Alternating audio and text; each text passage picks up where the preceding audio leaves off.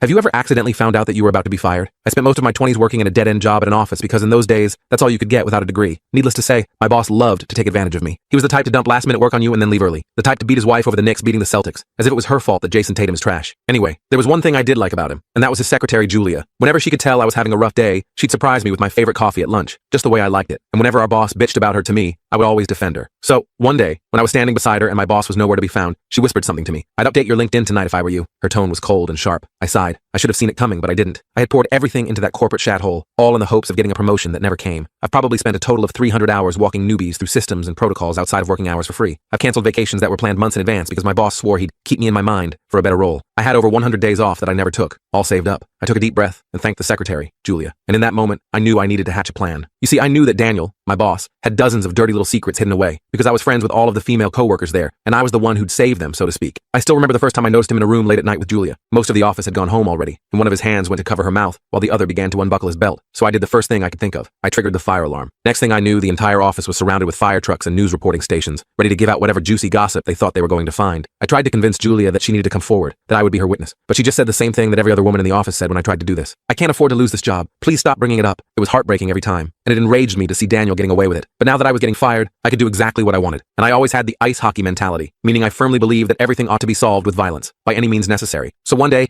I asked my sister if she could hang around outside of work and follow my boss home. For context, she is a bad bitch and looks harmless. So if she somehow got caught, Daniel wouldn't assume it was me behind it all. She managed to plant evidence to frame him for cheating on his wife, which he obviously was. She threw one of her earrings into the back seat of their car, left a pair of red-hearted undies by their kitchen counter, a suggestive note by the plant pot, and as if by fate, it just so happens that Daniel sleeps with all his windows open, so this was extremely easy to do. A few days later, on the day I was meant to be fired, Daniel never came into work. When I asked Julia what was going on, she told me that he and his wife were going through a sudden divorce. I couldn't even hide my smirk. Julia laughed too, but only because she thought it was karma in the works, instead of yours truly. I knew things were getting really good when he finally returned to work, because for the first time ever, he went the entire day without yelling or trying to take advantage of the interns. Like, wow. So that's when I struck again. Or at least, my sister did. That day, I brought Daniel his coffee, but instead of his usual, it was a decaf latte, along with a side of 3 crushed up Benadryl. And sure enough, he ended up going home early in an Uber because he must have had a bad night's sleep last night. That night, my sister snuck into his home and found his depression meds, and she switched it for some harmless vitamin C capsules. Lol. The next day, Daniel looked like crap. His eyes were bloodshot and glassy, his hair was greasy like he had skipped a shower that morning, and he couldn't even make eye contact with anyone, let alone fire me. Me and Julia even joked that he looked like a zombie from that Game Plants vs. Zombies LMAO. I'm still not sure what I expected to happen next. Maybe for him to quit and move somewhere else, or to slowly become a better person. Boy, was I wrong. Because a week later, as I had my feet on the coffee table while enjoying some Breaking Bad on Netflix, I got the call. It was Julia. She was in tears and could barely get the words out. "Daniel, he took own life. Dead." My heart dropped. I immediately hung up the phone. That's when I heard a knock at the door. I opened it to see his wife death staring me. The rest of the full story is on my channel and linked below.